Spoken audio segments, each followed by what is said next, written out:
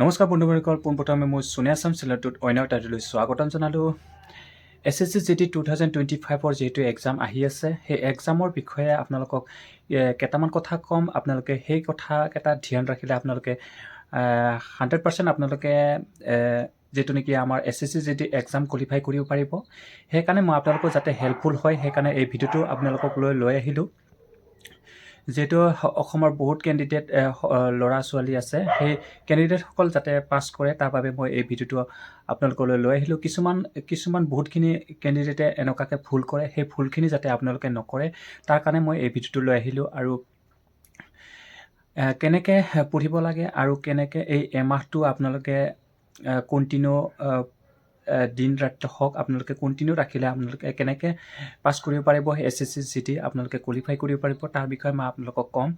আপোনালোকে যদি যাতে ভিডিঅ'টো স্কিপ নকৰাকৈ শেষলৈ চাই থাকে। পোনপ্ৰথমে মই আপোনালোকক কৈছোঁ, আপোনালোকে দুটা ছাবজেক্ট টাৰ্গেট ৰাখক।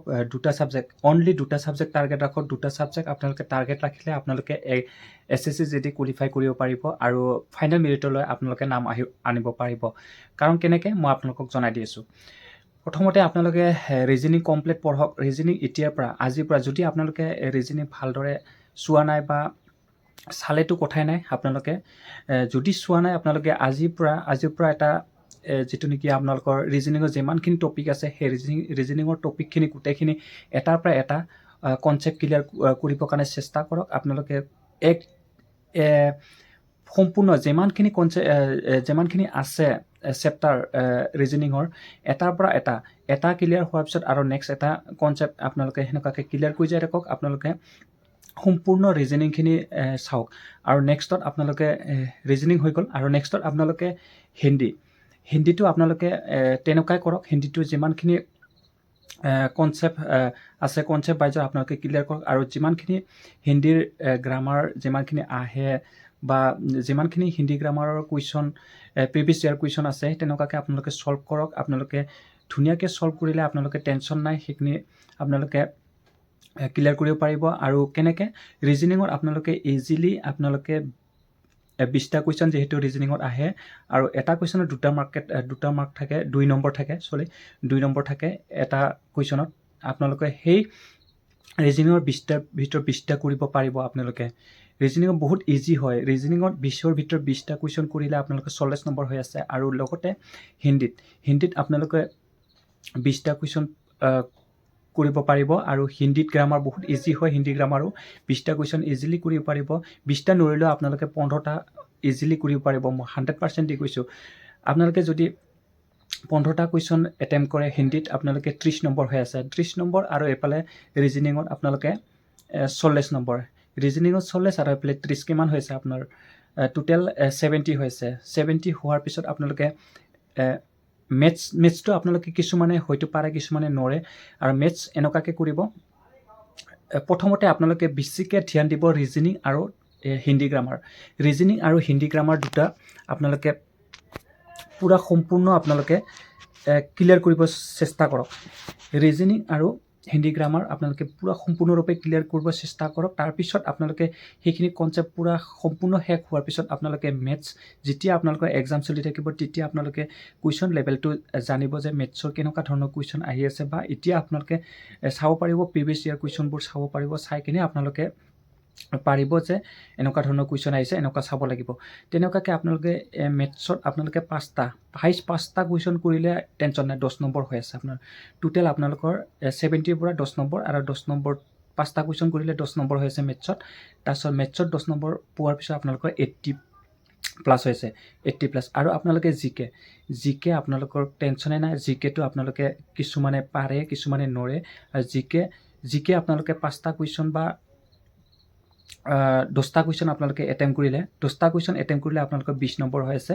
টোটেল আপোনালোকৰ 100 হৈ আছে, 100 মাৰ্ক হৈ আছে। আপোনালোকে চাওক কেনেকুৱাকৈ আপোনালোকে ইজি আপোনালোকে SSC GD পাছ কৰিব পাৰিব। ময়ো তেনেকুৱা পঢ়িছিলোঁ, তেনেকুৱাকৈ ময়ো ধুনীয়াকৈ মাৰ্ক এটা উঠাব পাৰিছিলোঁ। আৰু তেনেকুৱাকৈ আপুনিও উঠাব পাৰিব। আপুনি সকলো ল'ৰা ছোৱালীয়ে উঠাব পাৰিব। আপোনালোকৰ সকলো ল'ৰা ছোৱালীৰ সুবিধা হ'বৰ কাৰণে মই এই ভিডিঅ'টো আপোনালোকলৈ লৈ আহিলোঁ। আপোনালোকে মই যিটো কৈছোঁ আপোনালোকে তেনেকুৱা কৰক, আজিৰ পৰা কৰক। আজি আপোনালোকৰ সময় নাই, কাৰণ আপোনালোকে এমাহ বুলি ক'লেও ভুল নাই, কাৰণ এমাহে আছে আপোনালোকৰ। এই ডিচেম্বৰ মাহটো আপোনালোকে কেনেকৈ যাব আপোনালোকে নিজেই ধৰিব নোৱাৰিব। আজি 16 তাৰিখ হৈছে আৰু কেনেকুৱাকৈ আৰু 14টা দিন কেনেকুৱাকৈ 14টা বা 15টা দিন আপোনালোকে কেনেকৈ যাব, কালি এদিন পৰহি এদিন এনেকুৱাকৈ আপোনালোকে সেই দিনবোৰ গৈ থাকিব। সেইটো বাদ দিয়া, আপোনালোকে আজিৰ পৰা দিনে ৰাতি পঢ়ক, দিনে ৰাতি। মই কৈছোঁ দিনে ৰাতি পঢ়ক। দিনে ৰাতি পঢ়িলে আপোনালোকে ভাল এটা স্ক'ৰ লৈ আহিব পাৰিব, ভাল এটা নম্বৰ লৈ আহিব পাৰিব। মই যেনেকৈ কৈছোঁ আপোনালোকে তেনেকৈ পঢ়ক। আৰু মই কেনেকৈ হিন্দী এনেকুৱাকৈ আপোনালোকে হিন্দীৰ আপোনালোকে ছাবজেক্টটো হিন্দী গ্ৰামাৰ ছাবজেক্টটো আপোনালোকে অংকিত ছাৰৰ বুক এখন ল'ব। অংকিত ছাৰৰ বুকখনৰ এনেকুৱা কমন পৰে আপোনালোকে নিজে গম নাপাব যে ইমান কমন পৰিছে। আপোনালোকে অংকিত ছাৰৰ হিন্দী গ্ৰামাৰটো ল'ব আৰু যিমানখিনি পাৰে আপোনালোকে ৰিজনিঙৰ প্ৰিভিয়াছ ইয়াৰ কুৱেশ্যন যিমানখিনি ছল্ভ কৰে ছল্ভ কৰক, যিমান পাৰে আপোনালোকে ছল্ভ কৰক। আৰু এটা চেপ্টাৰ ৱাইজত আপোনালোকে ক্লিয়াৰ কৰক ৰিজনিং। আপোনালোকে ৰিজনিঙত 20ৰ ভিতৰত 20টা কুৱেশ্যন কৰিব পাৰিবই। মই 40 নম্বৰ আনিব পাৰিব আপোনালোকে, মই 100% দি কৈছোঁ। আৰু হিন্দীত আপোনালোকে 15টা কুৱেশ্যনটো ইজিলি কৰিব পাৰিব। তেনেকুৱাকৈ আপোনালোকে 70 নম্বৰ হৈ আছে। আৰু মই ক'লোঁ মেথছত 5টা কুৱেশ্যন কৰক। 5টা কুৱেশ্যন কৰি কিনে আপোনালোকে মেথছ আৰু কিবা জিকে জেনেৰেল নলেজ আপোনালোকে তাত ইমান ধ্যান নিদিব, তাত ইমান সময় নিদিব। যিমান পাৰে আপোনালোকে হিন্দী গ্ৰামাৰ আৰু ৰিজনিঙত সময় দিয়ক। এই দুটা সময় দিলে আপোনালোকৰ টেনশ্যনে নাই। এই এমাহটো ৰিজনিং আৰু হিন্দী গ্ৰামাৰত আপোনালোকে সময় দিয়ক। যিমান পাৰে দিনে ৰাতি সময় দিয়ক। এই দুটা ছাবজেক্টে আপোনালোকে মেইন টাৰ্গেটটো ৰাখক। দুটা ছাবজেক্ট টাৰ্গেট ৰাখিলে আপোনালোকে SSC কোৱালিফাই হোৱাৰ চিন্তাই নাই, কোৱালিফাই কৰিব পাৰিব আৰু ফাইনেল মেৰিটলৈকে আপোনালোকে নাম আনাব পাৰিব। কাৰণ এই দুটা ছাবজেক্ট আপোনালোকে টাৰ্গেট ৰাখক। তাৰপিছত মেথছত 5টা কুৱেশ্যন কৰি দিয়ক আৰু জিকেত 10টা কুৱেশ্যন বা 5টা কুৱেশ্যন কৰি দিয়ক। আপোনালোকে টেনশ্যন নাই, আপোনালোকে 100% আপোনালোকে SSC কোৱালিফাই কৰিব পাৰিব আৰু ফাইনেল মেৰিটলৈ নাম আনিব পাৰিব। এইখিনি আছিল আপোনালোকৰ আপডেট, আপোনালোকক জনাই দিলোঁ। আৰু মই হিন্দী কিতাপ কোনখন পঢ়িছিলোঁ অংকিত ছাৰৰ, আপোনালোকক যদি ভিডিঅ' লাগে মই দিম। আৰু আপোনালোকে মোৰ চেনেলটো আপোনালোকে যিমান পাৰে শ্বেয়াৰ কৰক আৰু নিজৰ বন্ধু বান্ধৱীসকলকো শ্বেয়াৰ কৰি দিয়ক। সিহঁতেও যাতে জানে আৰু এক্সাম যাতে কোৱালিফাই কৰিব পাৰে, তাৰ কাৰণে মই ভিডিঅ'টো লৈ আহিলোঁ।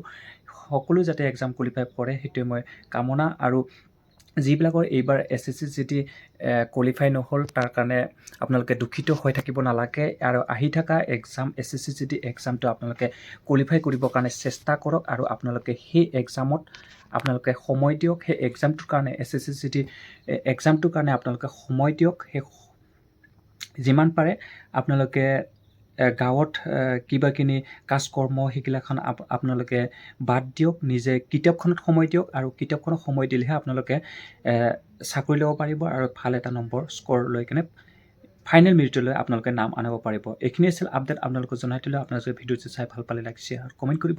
এই চেনেলটো যদি আপোনালোকে প্ৰথম পাইছে ছাবস্ক্ৰাইব কৰিব আৰু কাষতে থকা বেল আইকনটো টিপি দিব নাপাহৰিব। ধন্যবাদ। জয় হিন্দ।